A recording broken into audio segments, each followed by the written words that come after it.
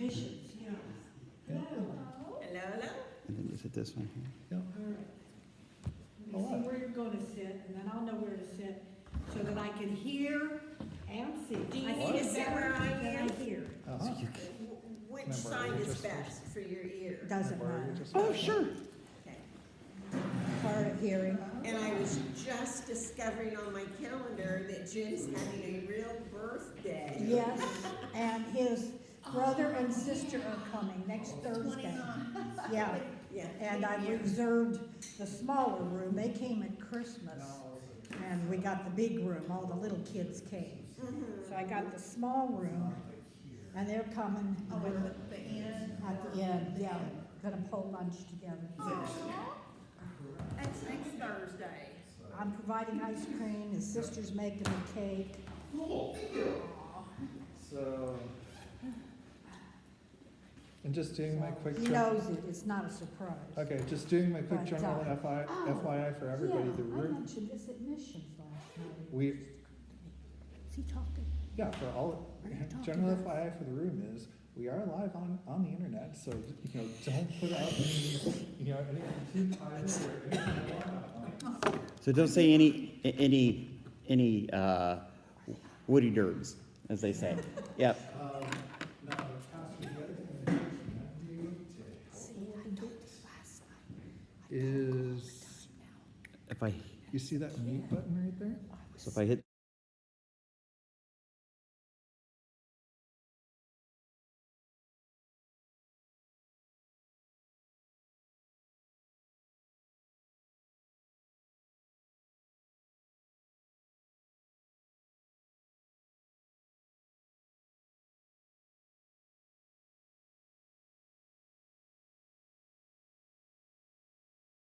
The announcer Sunday morning. There you go.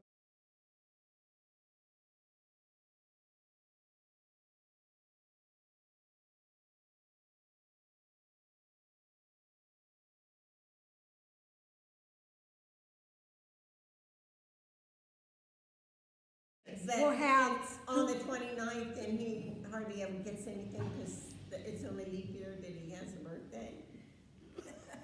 You know what I can do? I can send it out to the prayer circle. Okay, just send him cards, Yeah. that'd be nice. Okay. You want a card shower then? Yeah, And what's the Yeah, address for people that? ask that, I don't know. Figure it out. 20th He'll be 76. See, I have to figure out how old he is, and I'm 5 years younger. So in June, I'll be 71. There you go. But don't What ask will me be- how old my What's his kids legal are. address? Huh? What's his legal address? So if I put it in the prayer circle. The Inn at Winchester Trail. Okay. should be on the board. Jim officially turns 19. The. Okay. At Winchester. Here, I'll just give it to you. Okay, cross dissolve, then go back to your chat button. There you go. Okay, 6401. oh, wow. Is that six? That's a 4. There's ways to be able to go through and make sure that everybody's online, but it's, Winchester. Yeah. Barbara, hi. Hi. you look official. Sometime you should share with him when Pastor Jim, we were talking about how you get down on the floor and now you can't get back up. When Pastor Jim laid on the camping mattress at your feet. You'll have to share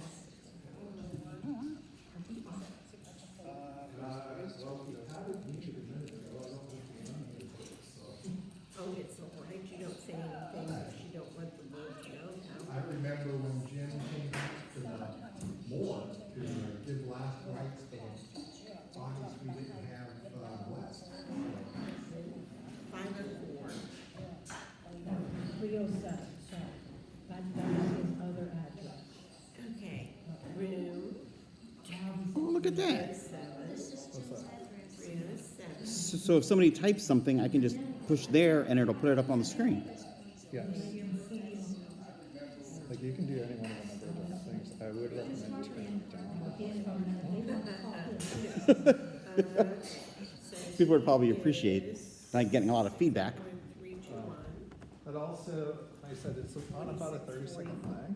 play it. Okay.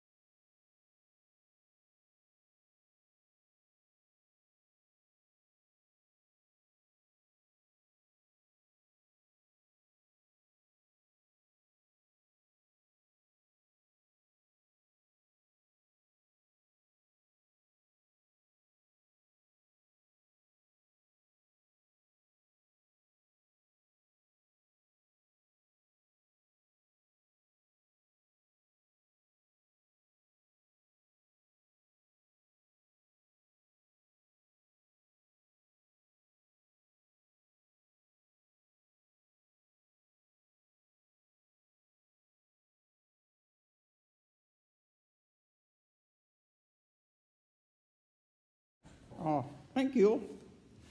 Yep. So like I said, as long as you, have the green lines, you're good, so you should be able to, play the video at the same time. However you wanna play it, so, I'm going to go take a walk, so. All right. Thank you so much. You're welcome. I'll see ya.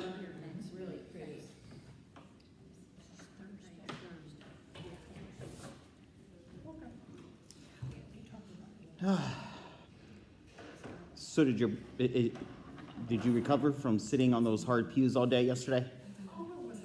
These are harder, my goodness. It's hard. We were wondering if you were going to be moving to a different room. Yeah, it got a little claustrophobic in there. Hi, everyone. I thought that was your living on Facebook.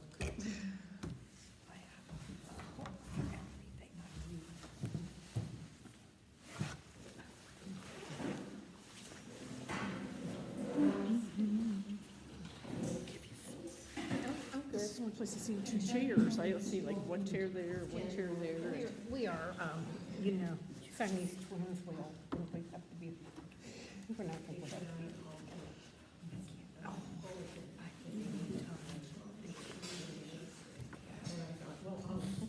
Nobody's talking because it's on, I can just say. nobody's talking because it's on camera. Again this week, before I can explain.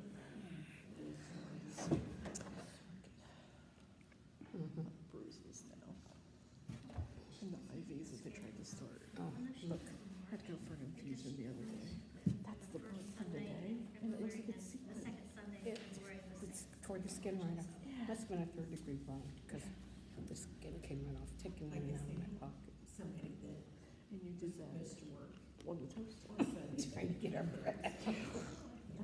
Well, you know. You crack me up.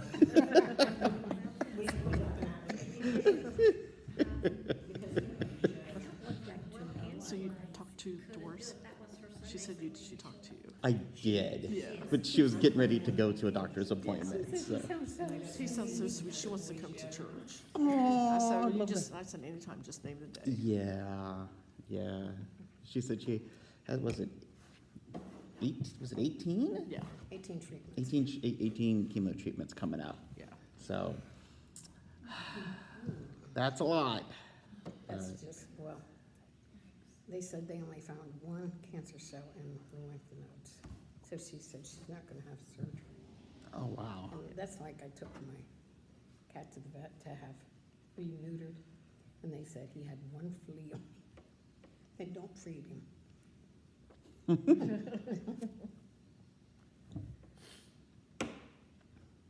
Yeah. Yeah. The Yes. one that Well, they found the breast cancer, yeah. It's actually, to me, it's actually sister to my ex-sister-in-law. To her, it's her. Yeah. But they're super sweet, so. They're twins. 73-year-old twins living together. See, I just don't know if my brother and I could Isn't live that how together it at is? 73. Well, it's the thing of these two were roommates, so makes a big difference. The roommates, now they're Roommates, oh my gosh. Now they're roommates. Yeah, I guess it makes a big difference. yeah. Didn't somebody come in with us? I thought somebody was coming in, but They must be maybe they were just getting. All right, well, why don't we go ahead and get started? Oh, let me pass this out here.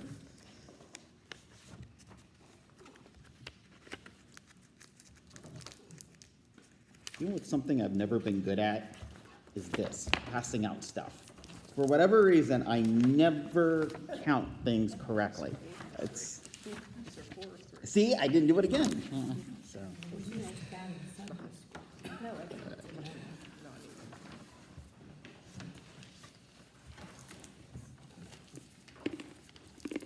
oh, thank you.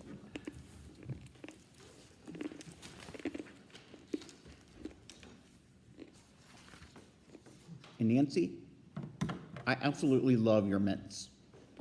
Oh, good. You have the best mints on your desk. You have one now, right? That's why they keep disappearing, because whenever you're not here, I'm just like, I'm helping myself to your mints. Yeah, appreciate it. All right, let's go ahead and let's pray. Loving God, we confess that we do not always follow your will for our lives. When we stray from the life you call us to live, we allow your divine image within us to get lost. Because of our sin and our wrongdoing, our lives sometimes end up in a mess. We thank you, merciful God, that you come to us in the mess. We thank you for your forgiveness that offers us a way out of the mess and offers us a new opportunity to follow your will. Grant us the courage of Zacchaeus, who climbed a tree to see you more clearly. And let us be like Zacchaeus and accept the new life you offer us. Amen. All right. So,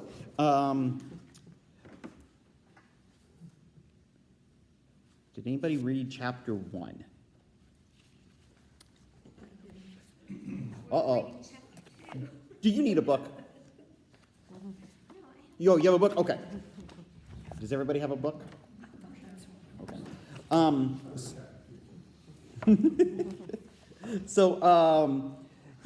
It's chapter 1, which we talked about last week. I think of course, the important takeaway is that we've all been created in the image of God, but because we fall from that image,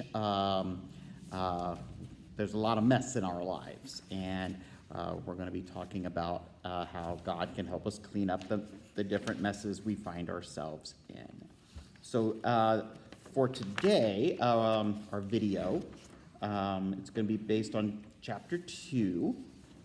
And in this video, Tom Berlin explains the meaning of prevenient grace.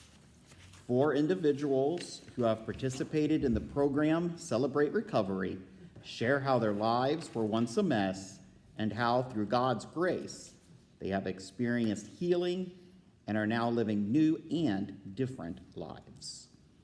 Okay, so without further ado, go ahead and let's watch our video. And the video this time is going to be a little bit longer than the one last week. I think it's about 10 minutes. So.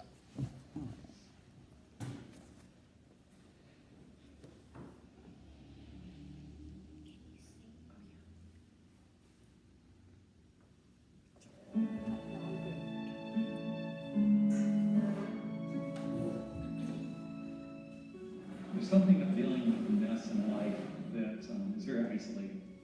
Many people have told me they really felt very alone at that time. And it can even feel like God's not with us, that maybe God's mad at us, or if we would just deal with our mess on our own, then God might pay attention to us. Prevenient grace is the idea that God is actually looking for you even before you're aware of it. It's the idea that God's love is running ahead of you. God's trying to get your attention and lead you to good people and good things and ultimately a new life. During the session, you're going to hear from people who are involved in Celebrate Recovery. CR is a Christian 12-step program. It helps people think about their hurts, their hang-ups, and their habits. In short, what some people experience as a mess. Participants meet weekly. They talk about the mess that their life has been, and they seek encouragement to live in fresh ways now because they don't want to go back there. I want you to hear these interviews because a lot of people in CR are really experts at dealing with the mess. They've been open and they've been honest and they've attended meeting after meeting in order to live a new life. And the reason I respect them so much is that these are folks who are actively pursuing transformation. They're very serious about it. I want you to listen to their discoveries and listen especially for how God was present in surprising ways to them when they look back on it, because they found that God was actually there in the worst of times. I was born in Mexico City. I was the 3rd daughter of 4 kids, and I was grown up in a dysfunctional family. My dad was an alcoholic, and my mom was a codependent, and it was a lot of violence. It was a lot of emotional abuse and sometimes physical abuse. When I was 22, I got married with someone just like my father.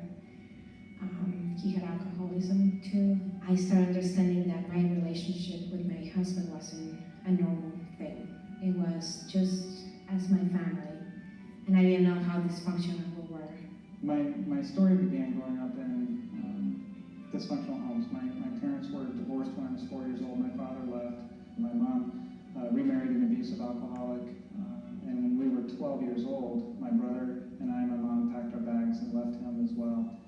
And when I was 12 years old, my mom went into a convulsion on the kitchen floor because she had been acting out and drinking and drugging, and she went into the hospital and stayed for a long time. But when I got to college, all bets were off, and I experimented with everything my parents warned me about, and one bad choice led to another bad choice, which led to another bad choice, and before I knew it, I'd gotten a girl pregnant in college, we'd gotten an abortion, and that just created so much guilt and shame in my life that I turned my back on God because I assumed he was turning his back on me.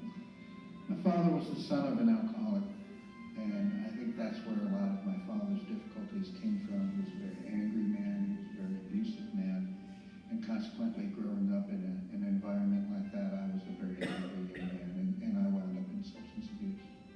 Yeah, I had been told for years by my dad that I was either going to wind up dead or in jail or prison. And at the age of 28, I was arrested for 2 counts of distribution of cocaine. I was in the bars every night. I was putting drugs in my arm every day. A very angry person that there's a saying, hurt people, and I was hurting myself. I wound up being sentenced to 7 years in state prison. They suspended 4, I did 3, but I slowly processed my issues and realized that my life was uncontrollable. Well, I was diagnosed with bipolar disorder in the summer of 2006 after I had a major depressive episode, or what is otherwise known as a nervous breakdown. I actually found myself out in the woods in Centerville, Virginia, banging my head into a tree. And somebody came and found me and took me to a hospital. That was the first of many visits for me to the mental hospital. I tried suicide 9 times. I felt like there was nothing to live for. I felt as though I had no soul. I had nothing.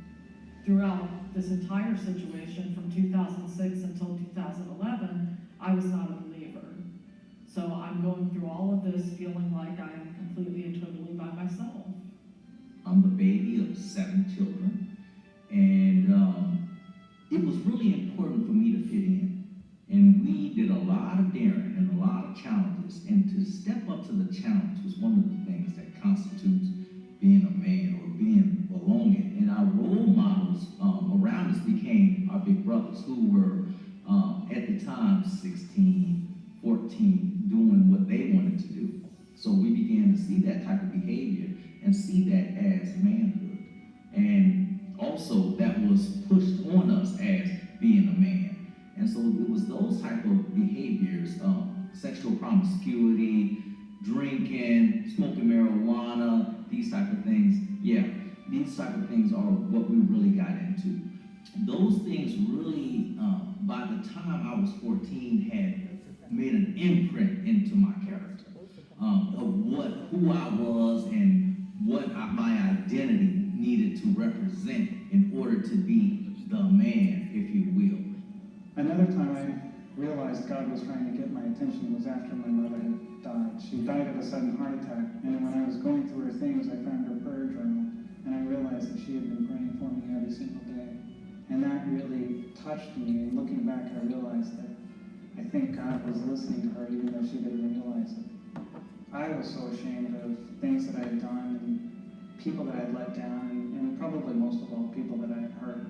And so my actions had produced a lot of noise. You know, if I'm searching for love, and you really knew who I was inside, you wouldn't love me. Growing up in a dysfunctional family, I came out with 5 core beliefs. I believed that I was wrong, I was bad, I wasn't good enough, I wasn't lovable, and nobody was ever going to love me. I had to do what they say in recovery. I had to hit bottom, and going to prison was it. I had to nearly lose my life before I was ready. I almost killed myself twice that year. I was in the military during Desert Storm, and needless to say, that was extremely stressful.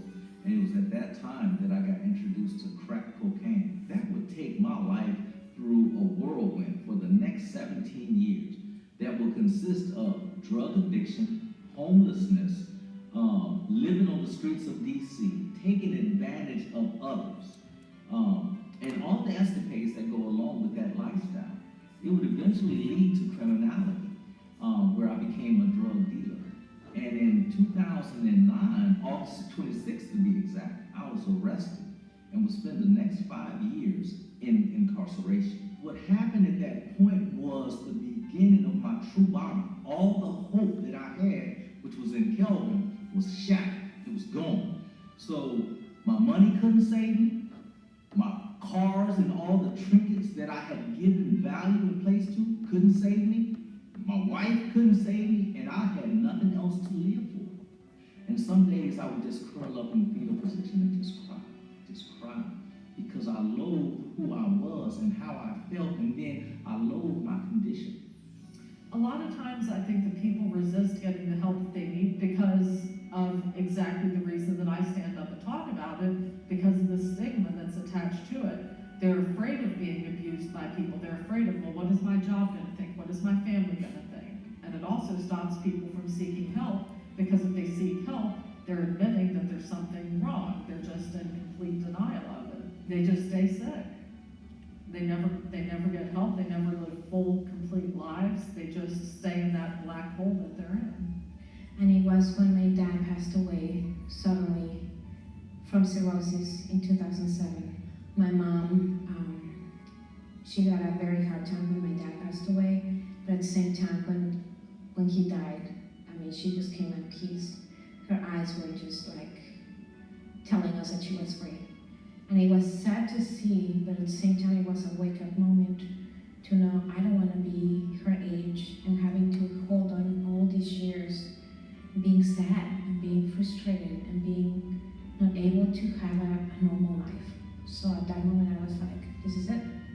Either I fix it or it just breaks apart. Messes come in many forms and many sizes. You may not have an addiction or a codependency issue, but I bet you're humble enough to realize that you've got a mess of your own in some form or some fashion. And that dealing with that mess is really a process. Hope you can see that even at the point of your deepest struggle, that God was there. Or maybe God's there right now, working to take you somewhere new and different. Let me ask you a question. First, think back over your own story, your own life. Where have you found God to be present, maybe even before you were ever looking?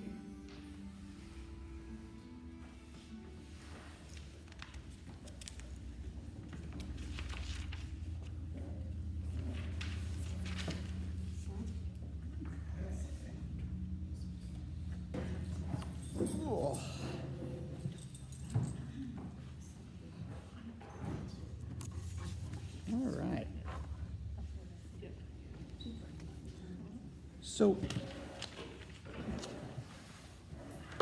what caused some of the messes that Jeanette, Mike, Jim, Kelvin, and Diana experienced in their lives? So, what were some of the causes of the messes they experienced? Drug addiction. Okay, drug addiction. The homes they grew up in were really dysfunctional. Yeah. Like almost all of them started off in a mess, you know, which really makes you stop to think about the importance of how children are treated and raised and respected.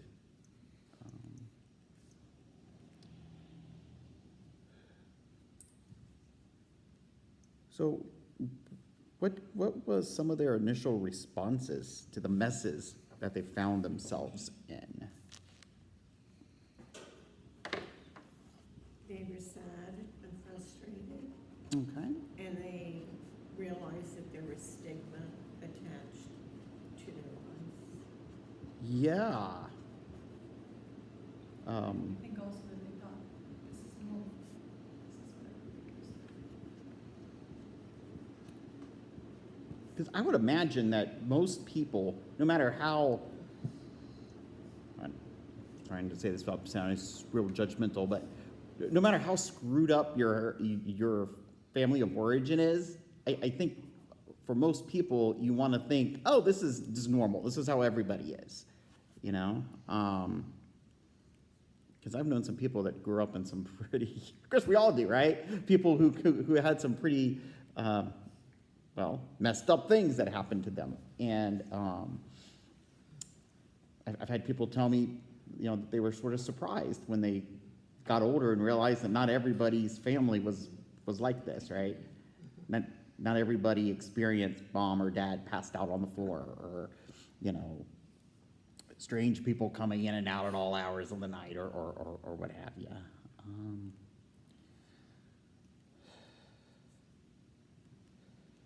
They felt unwanted or unloved.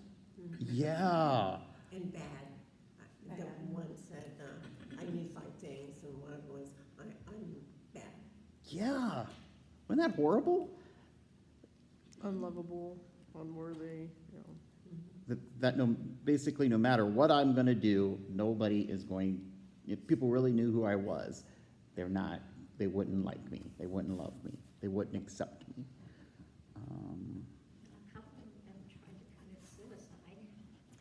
How many times did the one, was it 9? Like 9 times in a year. So, all right, I have another depressing story.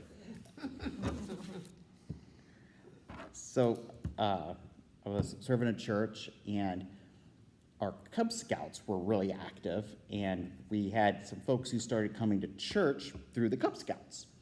And this one mom, she was friends with a couple of our church members, and their kids were all the same age, and again, Scouts and stuff.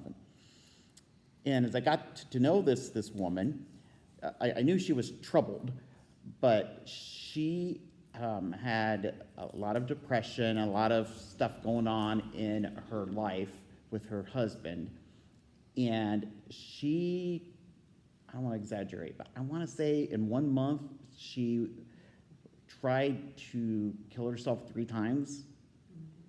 Now, how serious it was always a question, because she would like swallow a bunch of pills and then call 911. So, there was some discussion if it was more for help than it was. Yeah, cry for help. But what she didn't apparently realize is that if you do that like 3 times in like a month, when they take you into the hospital, they tend not to want to let you back out. And For 72 hours. oh, more than that. They sent her to Athens. We were down there, and they sent her over to Athens to the state mental hospital over there. And she wanted me to come down and visit her.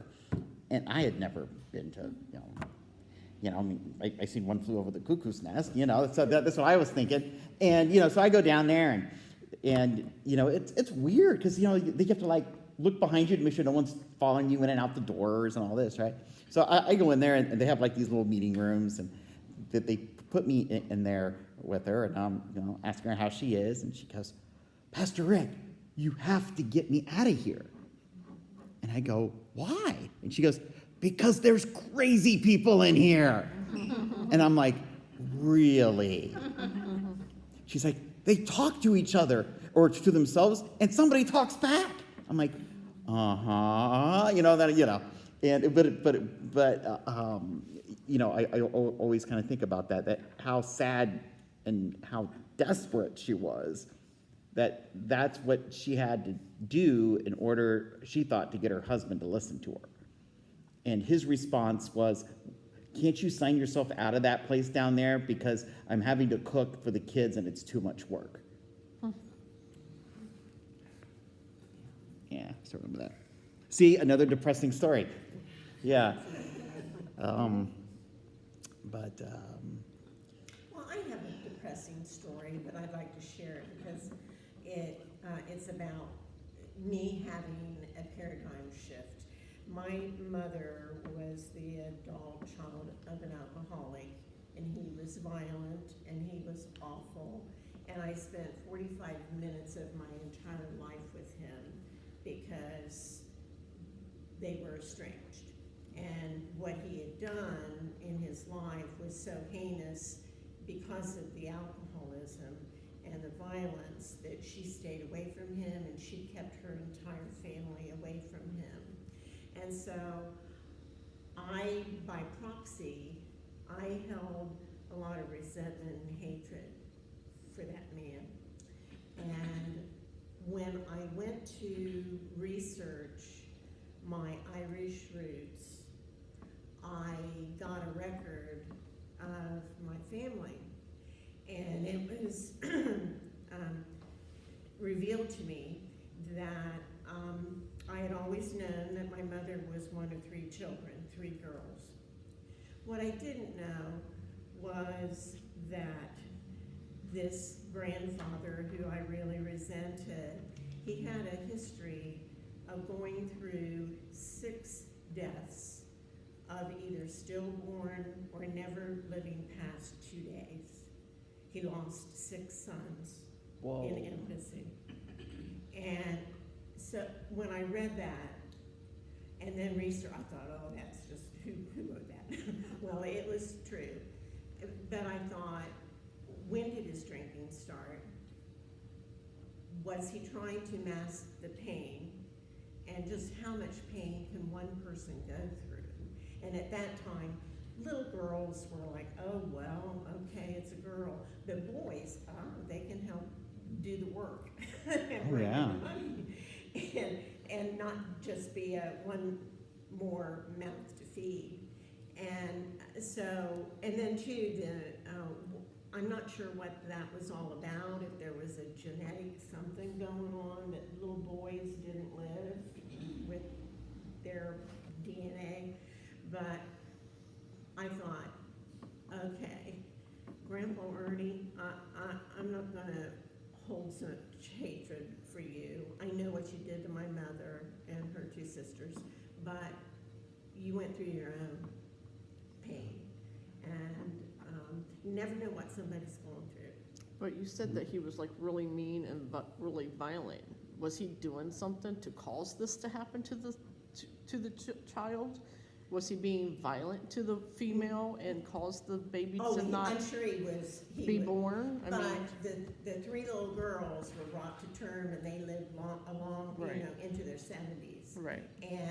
But the little boys, and they were born at home for the most part. They were good Irish Catholic family, from Cleveland, and so they had their midwives and the mamas next door, and so and doctor's care as well. No, it was.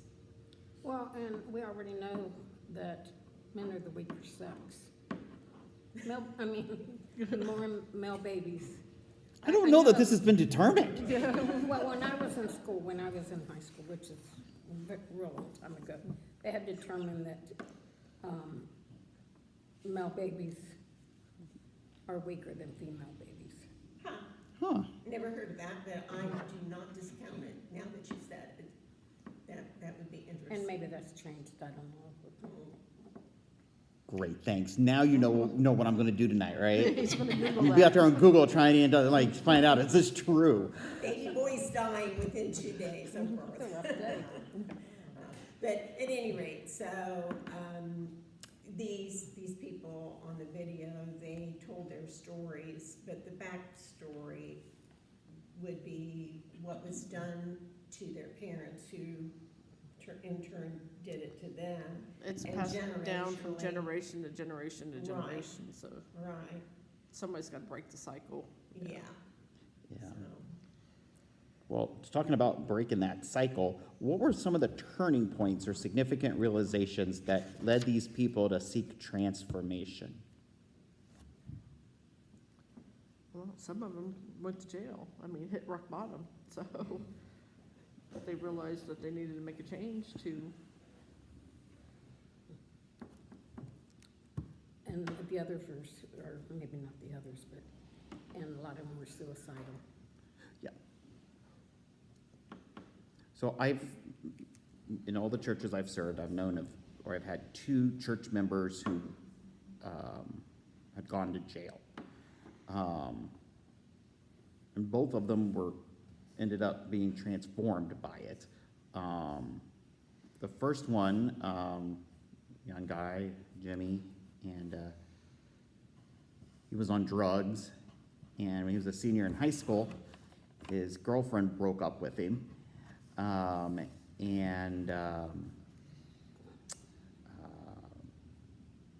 he decided that his life wasn't worth much, and he wanted to meet her in the park that was downtown of this little town we lived in. And she didn't think that was a good idea, so her brother went with her, and he showed up with a knife and got in a fight with the brother and tried stabbing him and got arrested for attempted murder or assault with a deadly weapon. I don't remember. Something very serious. And he was like 18. Just 18. And he got sentenced to 2 years in prison. And I remember he's like, I was visiting him in jail. He's like, I can't go to jail. I can't go to prison. Well, yes, you can. And he's like, do you know what they're going to do to me? I'm an 18-year-old in jail. I'm like, well. And so he got into jail. And that, of course, got off the drugs. But then he also really discovered his faith because he got in with the Christian fellowship. Kindness. Yeah, and it was sort of like, I don't want to say that they were like their own little Christian gang, but you know, they had these like gangs, and one of them was the Christians, and he didn't trust them at first, but he thought they were trying to get something out of him. But no, they looked out for him, and they had a little praise band and all that stuff, and he really transformed his life. And then the other one was a young guy, and he was a deadhead, which I didn't even know they had deadheads in the 90s, but apparently they did. And he followed the Grateful Dead around selling drugs in the parking lot. He'd been on drugs, and he got kicked out of school, and he dropped out of school, high school, got kicked out of his house, and followed the Grateful Dead around as a drug dealer. And he had all kinds of stories about, you know, that lifestyle. And he came home, and his younger sister was graduating high school, and they went to a party, and they both were drinking, and he was driving, and they wrecked down there on 33 south of Lancaster. And he rolled his car down 33, and his sister was ejected, and the car rolled over her, killed her. And he got out of the car, and he ran over, because his grandma just lived right there, and he ran to his grandma. Well, they got him for not only like vehicular homicide, but also fleeing the scene of an accident, even though he said he was going for help. Anyway, so he got sentenced to several years in prison for killing his sister. And of course, his family didn't want anything to do with him, right? Because you killed your sister from your actions. Anyway, so there was a lot of healing. So by the time I came along, his prison sentence had ended, and he came back, and his family forgave him, and he had discovered, you know, his faith as well. And he wanted to work with college students and to help those with substance abuse issues. And he also became a professor. I forget what he taught something.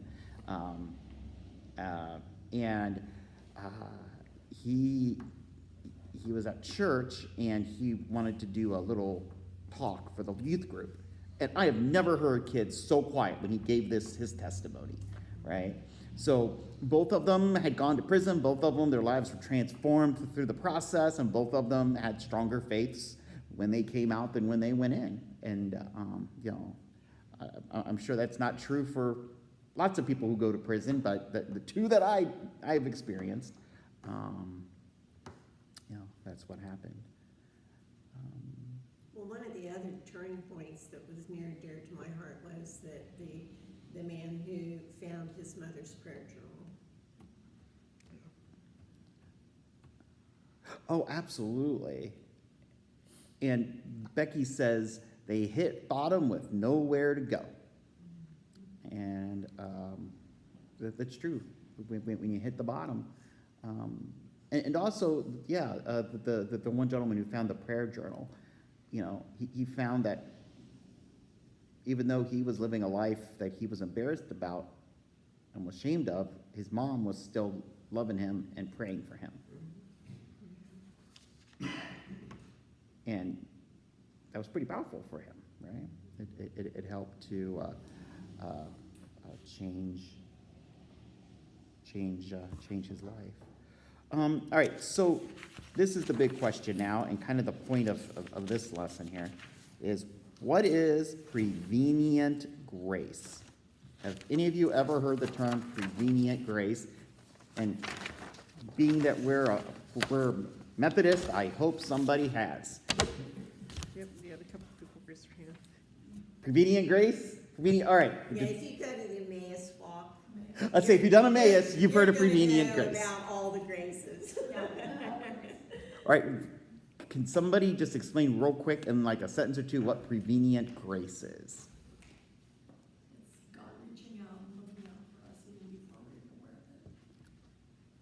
Very good. I'm going to let you preach.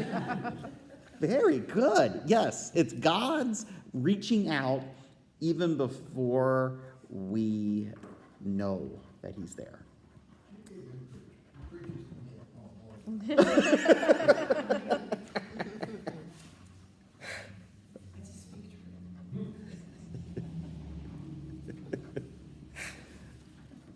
So, prevenient grace is a big Wesleyan idea of God reaching out to us, constantly searching for us. And sometimes we may ignore that. Sometimes we may even actively fight against it, but God never stops trying to reach every single person with his transforming love. And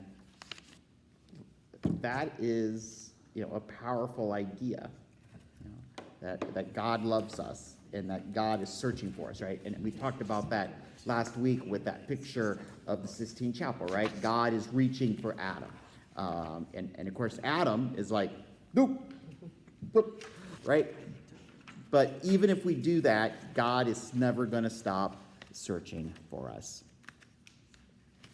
All right. I just thought of something. Sure. He woos and he pursues us. It's almost borderline stalking sometimes. I mean, I've had some things happen to me in my life, and it's almost like he just won't leave me alone. Until I say yes. I might as well say yes because he won't leave me alone. Yeah, I think in certain circumstances, my experience, yeah, you might as well agree to it because he's just going to keep pestering you about it. So, just go ahead and do it. From being a pastor, he kept bugging me about it, so finally I said yes. To, sometimes, hey, why don't you call this person today? And I'm like, I'm doing something right now. I'll call him later. Nope, you really need to do that now. Fine. And once you know it, God's right. Right? Always. So, yeah, borderline stalking. Oh my gosh, that would make a good sermon title. Say it again. That would make a good sermon title. Borderline stalker. Borderline stalker. Yeah. Let's look at our foundational scripture for today, or for this week, and it is Luke 19, 1 through 10, which is a story that we're probably all fairly familiar with. It's the story of Zacchaeus. Would somebody like to read that? I can read it. Jesus entered Jericho and was passing through. A man was there by the name of Zacchaeus. He was a chief tax collector and was wealthy. He wanted to see who Jesus was, but because he was short, he could not see over the crowd. So he ran ahead and climbed a sycamore fig tree to see him, since Jesus was coming that way. All right. Oh, I'm supposed to go on. Oh, no. Would somebody like to read the... A break in the talk. Yeah, would somebody like to read the next paragraph? When Jesus reached the spot, he looked up and said to him, Zacchaeus, come down immediately. I must stay at your house today. So he came down at once and welcomed him gladly. All the people saw this and began to mutter, he has gone to be the guest of a sinner. But Zacchaeus stood up and said to the Lord, look, Lord, here and now I give half my possessions to the poor, and if I have cheated anybody out of anything, I will pay back 4 times the amount. Jesus said to him, today salvation has come to this house, because this man too is a son of Abraham. For the Son of Man came to seek and save the lost. Thank you. So how does Jesus show love to Zacchaeus?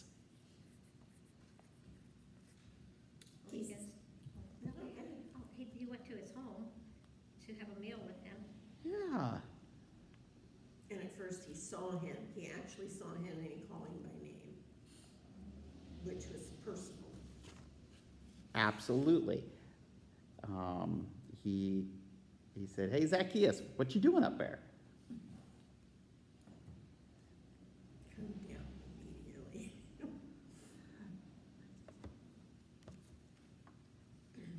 And how does Zacchaeus, how does his acceptance of Jesus' love bless not just him, but his whole household?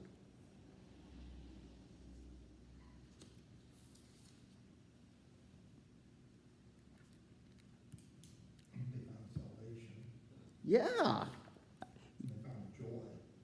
Everybody hated them, as despised as they were.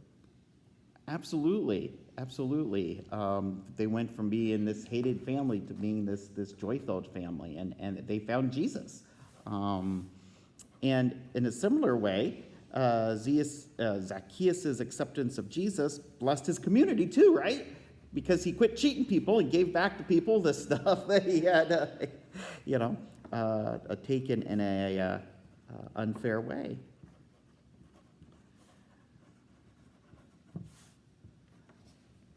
So, when somebody experiences, transformation, it's often not just them who is transformed, right? It's their family. It's their community. Like the people that we watched in the video, right? When they were transformed, the people around them also experience it. And the same, I think, is true for us, right? When we experience the love of Christ in our lives, it wears off on other people, right? With the way we treat them, to how we help them to see the good things in themselves as well. So who are the lost in our communities that Jesus came to seek and love? I'd say all of us. We all have our messes. Yeah. Because it's easy to point to certain people and you're like, oh, look at that person, right? Ricky, not me, just Ricky. Oh, poor Ricky. Oh, yeah, we all go, oh, look at Ricky. Point the finger. Yeah. Yeah, all of us definitely, yes. But we all need, transformation in our lives because we all have a mess in our lives of some kind. Not all the same way, but we all have something.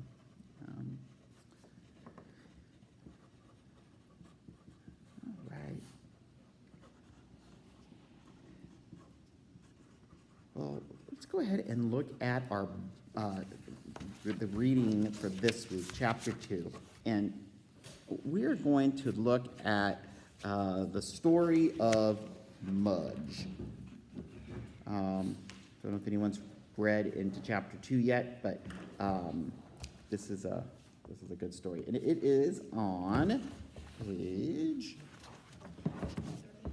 You might be thinking, Pastor Rick, did you not read it? How do you not know what page it's on? But mine is on my computer, and it doesn't have page numbers. Page 33. Page 33. So it's like really hard to transition. All right.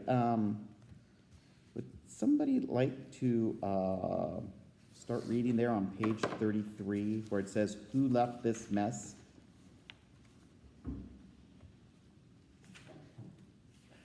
I can. Okay. You were saved by God's grace because of your faith. This salvation is God's gift. It's not something you possessed. It's not something that you did that you can be proud of. Ephesians 2:8-9. The presence of a puppy in our house meant that we had given up. Don't get me wrong, we like dogs. We had enjoyed our dog Woody for many years before his death. Because of Woody's advanced age and our daughter Sarah's youth, she had never really experienced an active dog. My wife Karen and I knew that we did not want another dog. We gave many good reasons not to get a dog. But Sarah, our fourth daughter, who now lived alone with her aging parents, had rebuttal arguments that would rattle any prosecuting attorney. She was persistent as a mosquito, returning even after we successfully swatted back her repeated requests. I'm not sure when or how it happened, but one day Karen and I just broke. A puppy born to a foster dog on St. Patrick's Day would be coming to live with us in 6 weeks. By the time you get to the 4th child, you are a weakened version of your former self. I've heard that a lot, yeah. It wasn't long before we came to love the little puppy with very large paws. Sarah named him Mudge, after the dog in the Henry and Mudge books. The real dog and fictional dog had similar markings and personality. Mudge quickly grew from a bouncing puppy to an 85-pound muscle with legs. In the first year, he did all the predictable things a puppy will do. We were patient. We hired a puppy trainer and delighted in his ability to sit, stay, and come under controlled circumstances. We knew he would grow up, and with age and continued training would come better impulse control. Mudge made some real progress by his first birthday. He could be left alone in a room without supervision. He was better behaved on walks. We had determined that when we were gone, he could be left uncrated in a gated area of our house, and he rose to the occasion. At just a little over a year, we felt Mudge had left his puppy ways behind and had matured into a well-behaved dog we knew he could be. In early June, both Karen and I needed to be away. So one of our older daughters came to stay with Sarah and Mudge. The girls started off with the best of intentions, but their days were full of activities and obligations. So Mudge did not receive the amount of attention to which he was accustomed. Days passed. The bone and chew toy we had left him with became smaller and smaller and less interesting. Perhaps some walks were skipped. Whether overcome with anxiety or just simple curiosity, something happened to Mudge on day 6 of this temporary care arrangement. And by Sunday, I had been gone a week. I was ready to relax. I had missed Mudge and was looking forward to seeing him. As I opened the front door, I could hear something in the next room, and I was surprised Mudge did not run to greet me and assumed that he was in his crate. First mistake. Yeah, never. When I turned the corner into the living room, I stopped in my tracks. Debris was everywhere. I picked up a piece and realized it was foam padding. There was cotton padding as well, everywhere. It covered the floor of the living room. Mudge was in the middle of the room, a large piece of foam in his mouth, and a look that said, "I'm not sure what came over me, but this was so much fun. You can still get in on it if you like." At first, I couldn't figure out the source of all the foam and cotton. Then I looked at the couch. There was a big hole where the center cushion had been, and I looked at the couch, then at Mudge, back at the couch, back at Mudge. And for a moment, I didn't know what to do. Then I pulled out my smartphone and said, "Mudge, you sit." It must have been the tone of my voice, as Mudge's delight quickly faded, and he sat immediately. I took a photo of Mudge and the mess to share with Karen. To this day, Karen and I laugh when we see the photo. The wreckage of the room makes it obvious that Mudge had lost himself in the thrill of it all. Simply by entering the room, I had made him aware of the mess he had made. The look on his face says that he knows it was wrong to bring such wanton destruction to the couch cushion. He may be a dog, but he is not ignorant of his sin. His expression carries the distinct look of guilt. His ears are out and flat. His head is slightly extended. Karen and I looked up the features on the internet and learned that in dog language, Mudge was showing us that he was anxious and ashamed. Mudge had made a mess because Mudge was a mess. I love that. Mudge had made a mess because Mudge was a mess.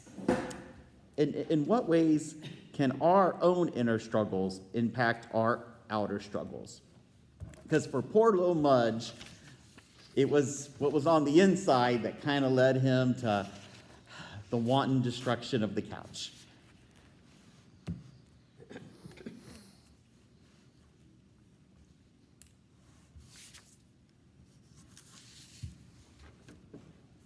Well, I think, and then I guess I'm just a puppy person or whatever, but at one,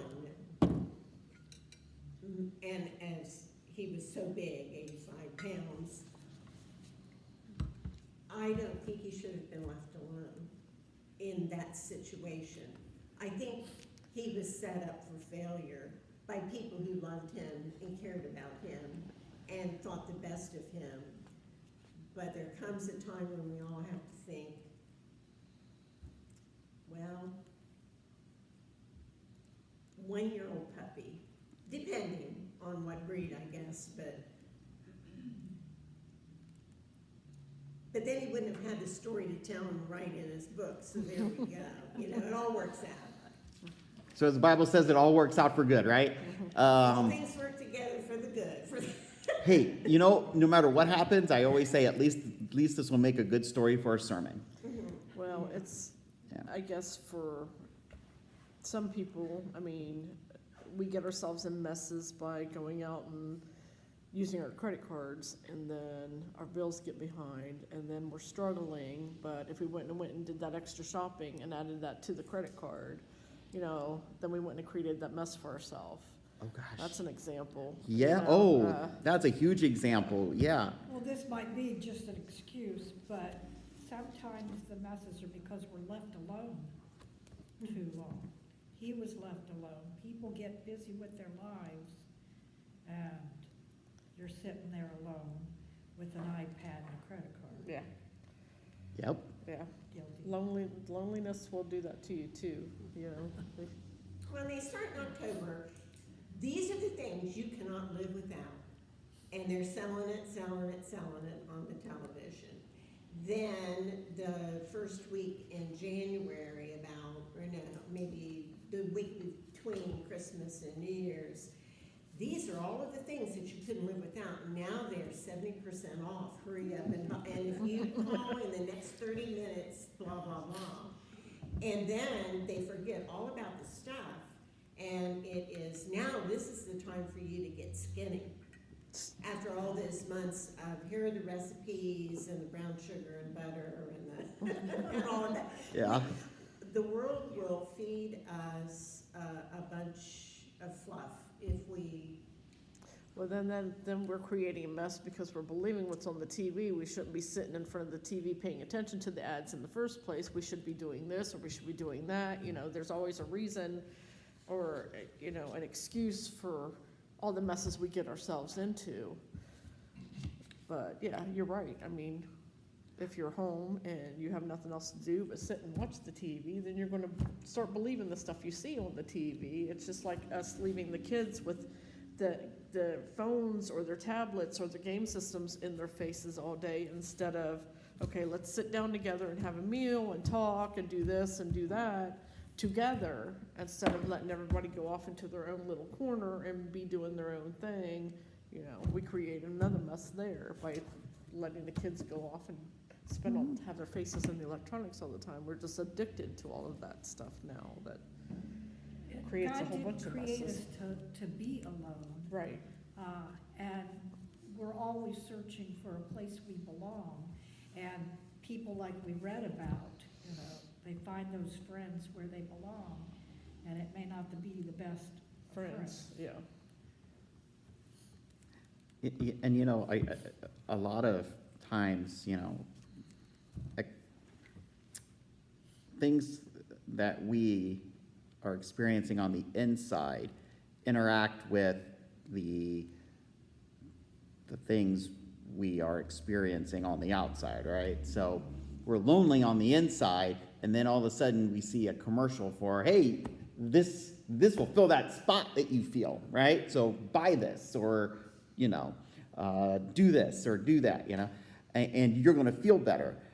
And while, yes, that might be temporarily true. In reality, there's a hole inside you, whatever that is. You know, if sometimes, I know for me, you know, I tend to impulsively buy things that I really don't need, but I just do because there's something inside me that says, oh, this will make you happy. Just like some people will drink because, Yeah. well, one drink it won't be bad for me. It'll make me feel better. It'll dull the pain for a little bit. I mean, that's what happens with everybody. They use something to fill that void. And for poor Mudge, it was the Couch cushion. the couch cushion.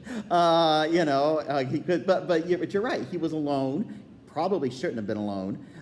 He was, you know, maybe had some anxiety. He was bored. There's something inside of poor little Mudge. And next thing you know, he is chewing and feeling better, chewing the cushion. It was a little couch cushion to him because he was an 85-pound dog. Right? Yeah. He's like, you know. He doesn't have any money. He doesn't, you know, he doesn't know that this stuff costs money.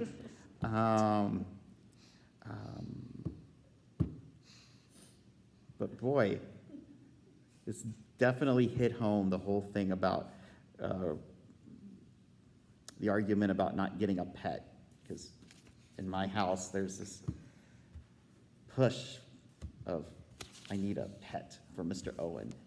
But then I'm like, I don't really want to get him a pet because I don't want something eating my couch. I can bring Well, one it's of our a bunch dogs of over. work. They say that it takes about 3 years to transition a puppy Yeah. to a decent member of your family. I And can if bring- you aren't willing to put in the time and the effort and the attention, then they'll turn on you in a loving, sweet, nobody will be cuter than that little dog looking up at you as they've, you know, wrecked something or I gone left my potty dog or- out, now you tell me. No, but I read that it takes about three years for a dog to figure out that they do not run the home. And if you don't put in the time to teach them that they don't run the home, then they will. And some of them have life expectancies of 17 years. Who needs that? You could have one of my dogs for a visit. They can come and visit for. See, that's so sweet. I'll loan one of them to you. My brother brings his dogs over, and Mr. Owen just loves it. But then I can just say, oh, Time to go. time to go. Yep. And you know, but funny story though, with my brother's dogs, about how they run things. His one dog, he got up to go to the bathroom. This was within I guess a couple weeks ago. He was telling me, and he came back, and the dog had taken his spot in the bed. And no matter what he did, the dog wouldn't move. And she's a good-sized dog, and just he was pretty sure she was awake. She was just pretending to be asleep, and so. Yeah, and so I was like, well, what did you do? Did you he goes, I just slept on the floor. And I'm like, what?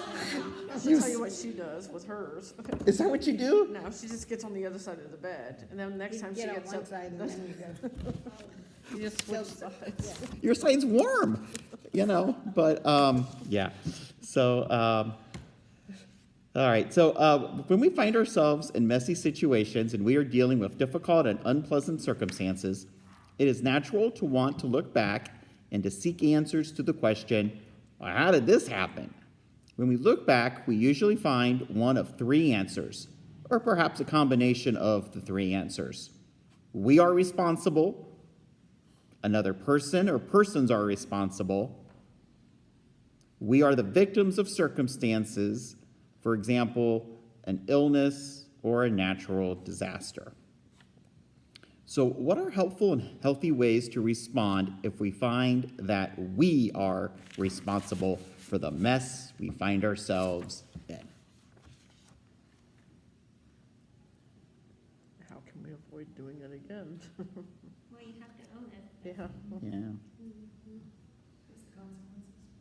Yeah. One thing that I've been thinking about is the whole idea of regret. That while it's important to own things that you've done in the past and how you got, whatever mess it is, take ownership of that. You also have to realize you can't go back and change history, no matter how much you might want to. And so at some point, you have to accept that, all right, I did this, now I'm here. What can I do to fix this? But not harp on, oh, if I would have just done this. Well, you didn't, and you can't fix it because we can't go back in time. Learn from it and don't do the same thing again. Yeah. Learn from it. I think if we can own it and look at it in realistic terms and say, okay, what are the lessons that I learned? And you usually have more than one lesson, like, oh, well, I won't do that again. But Oh, yeah. it's like the lesson of this has made me miserable, this has not brought me joy, this has created a schism with folks or whatever. And I think if we take our messes, our regrets, and turn them into lessons learned, we got half a chance. So this is kind of a hard one for a lot of us. What are some helpful and healthy ways to respond if we find that another person or group is responsible for the mess we find ourselves in, as was the case for some of the people in the video?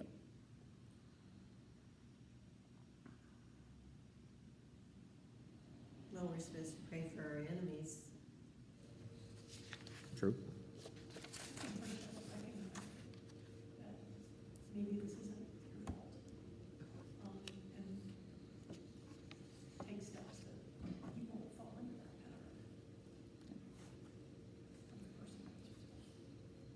Because sometimes we blame ourselves for things that really are out of our control. Other people sometimes will act in ways that are destructive or what have you, and we kind of internalize that and think, well, that's a me thing, and in reality, it's not, And there's people out there who do things and are more than happy to blame you for it, right? Because they don't want to take responsibility for the hurt they've caused or whatever, and that there are people who are looking for those who will take that on. There are people that deliberately take advantage of you and then blame you for it. Now, you were stupid enough to let me do it to you, so. Yeah. Is there a Mudge video? Huh? Is there a Mudge video? You know what? They should be. Or at least a follow-up as to how Mudge is doing. Sure, that he took on his phone. Well, the reason I was asking is because if it's talking about the video that we just watched, somebody could be responsible, okay, for introducing you back to drugs or alcohol, but when it comes right down to it, you're the one that has to be able to say no. That's true. Well, then we have to know our nature and whether we are on our human, if I'm on my Margie end or if I'm on my God end, there's a big space between the two. And so it's my nature to keep score and monitor and make sure that I'm aware of each and every bad thing that they're doing. And, that's a waste of my time. It's a waste of my humanity, and it's a waste of what God wants me to be involved with. So I have to put that away, have self-discipline to put it away, and to pray about it and forgive. And I don't forget, but I don't, I try not to have a spreadsheet of all of the evil, wicked, mean, bad, and nasty things that someone's done to me. Well, it's important to remember that forgive and forget is not in the Bible. No. No. Forgiving is, but forgetting is just setting yourself up for to have the same exact thing happen to you again.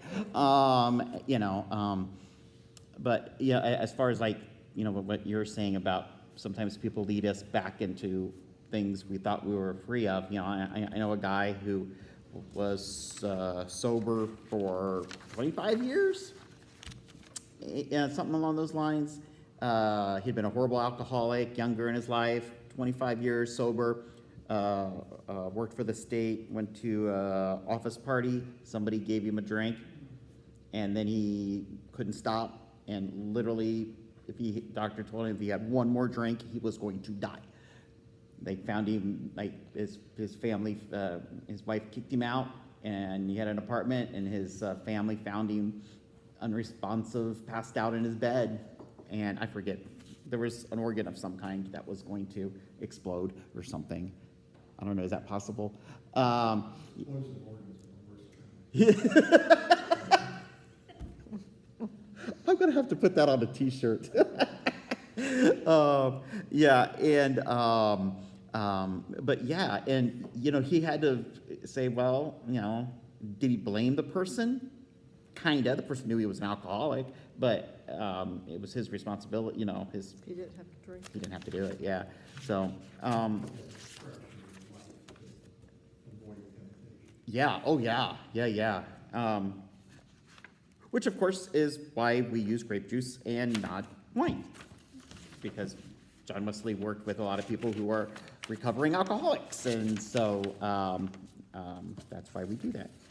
All right, what are helpful and healthy ways to respond if we are victims of circumstances? Sometimes just bad circumstances, like illness. Sometimes you just gotta fix a mess and learn about it and learn from it. Like you said, forgive but not forget. Yeah. Well, like the illness, when Mike received his diagnosis, we only had 86 days. We didn't know that it was going to be 86 days, but our church family, oh my goodness, they came in, and my friends, the community, I allowed people into my heart. And so you can't, if your husband's really ill, then he's really ill, but what does that mean? Mm-hmm.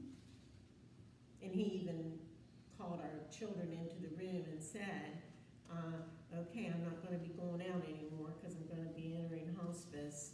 And so this is gonna be our mission field. And we need to take good care of everybody who comes to visit me, because they're gonna be sad because I'm dying. And we want them to be okay. And we want them to know that even in death, it's gonna be okay because we believe. And I'm going, okay. That is awesome. Yeah, it was wonderful. Oh my It was gosh. wonderful.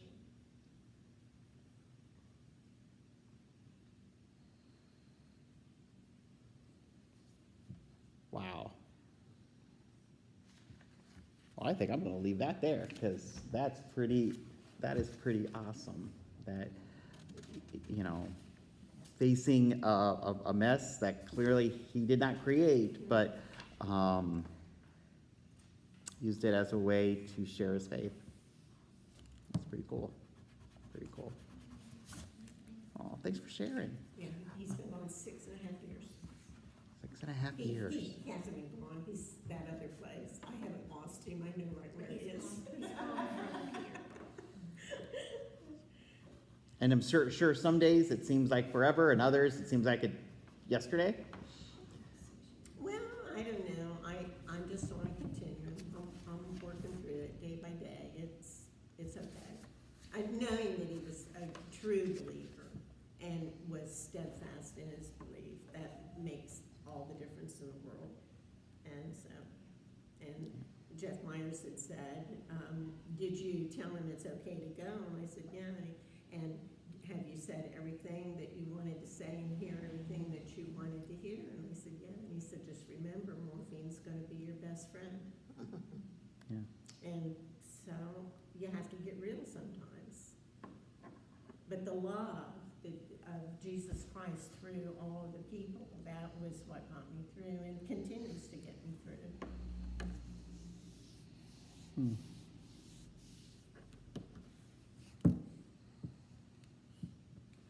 Let's pray.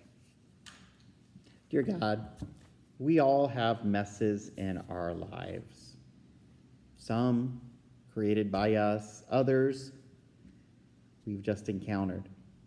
Yet, in each instance, you are with us. You never leave us, and you are always working to transform us and to transform the situation for good. So, Lord, help us to always look for you, no matter what happens. Thank you for this time that we spent together. In the name of Christ we pray. Amen. All right.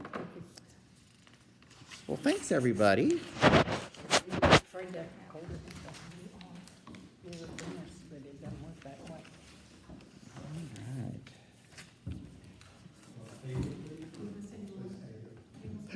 Do I now? You want the tables moved I don't know. Do we have anything in here next week? Just yoga. Just yoga? And the Boy Scouts Oh. come in, but I don't, they usually put things back. Why don't we just leave them here, and if the Boy Scouts need it, they can use them. If not, they'll move them. That'll be fine. Yeah. Stronger than we are. Yeah.